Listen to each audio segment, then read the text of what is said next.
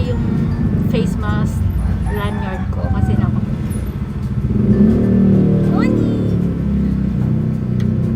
So ayan.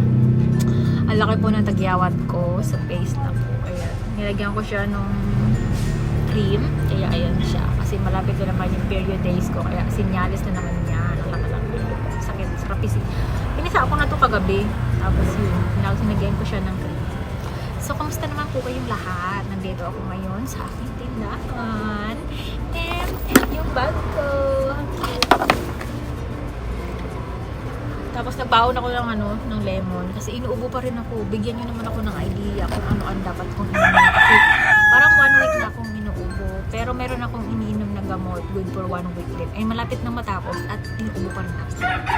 So, umiinom ako ng blender na oregano, ginger, lemon, and Robitussin. Uminom din ako ng Solmox. Tapos, medyo gumaling pero hindi ko siya full.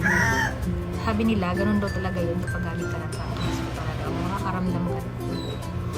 So, yun. Sana gumaling na kasi napapagod na ako. So, I wish all of you everyone have a nice day. So, yung suot ko, okay lang po yan. Bulaklakin, di ba? Ang cute. So, yun.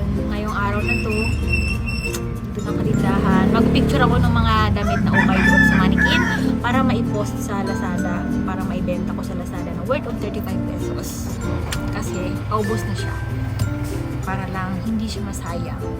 So, pinag-iipunin ko pa kasi yung mga things na gagamitin ko for planning na live selling.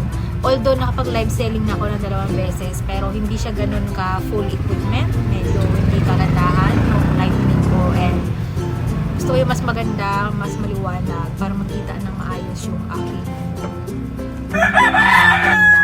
So, bala kong bumili ng malaking mirror para ako na lang yung bumuli sa mga pants, winding pants, mga ganon, mom jeans, mga skinny. Tapos pipicturan ko yung sarili ko. Hindi kasama yung mukha ko, yung outfit ko lang. So, para mas makabilis makainggan ng mga buyer. And bibili ako ng stand.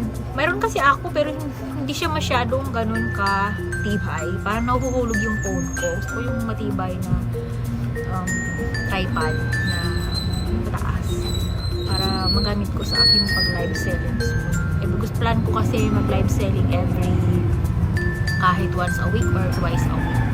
Tapos wish me lang. Kailangan natin kumayo. Ang hirap ng buhay ngayon.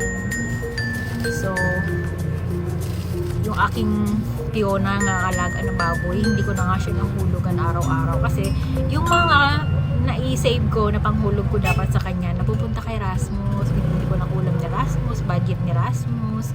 Kaya yun, minsan yung 150, minsan bala ko kasi hulugan siya ng 100 or 50 kasi hindi ko nahulog kasi binibili ko ng pagkain ni Rasmus kasi si Rasmus ayaw nang kumain ng ibang pagkain, gusto niya isda lagi. Ito binibili ko minsan na kalahating kilo, good for 2 days lang. So, diba, magastos. Arte si Rasmus. So, yun lang yung aking share sa inyo. Wala tayong travel. Stuck na tayo sa tindahan. Kaya nakikinood na lang ako at nakiki-adventure sa mga mahiling mag-travel vlog dyan. So, salamat sa pag-tour sa amin. At sa mga mahiling magluto dyan, nakikiluto na lang din ako. Kasi wala rin akong time magluto. So, ganito-ganito muna yung mga vlog ko. At salamat sa inyong pagtitsaga. So, ingat kayong lahat palagi, and thank you for always being there to support my channel. So for now, let's start the day with a grateful heart, and bye-bye. See you on my next vlog.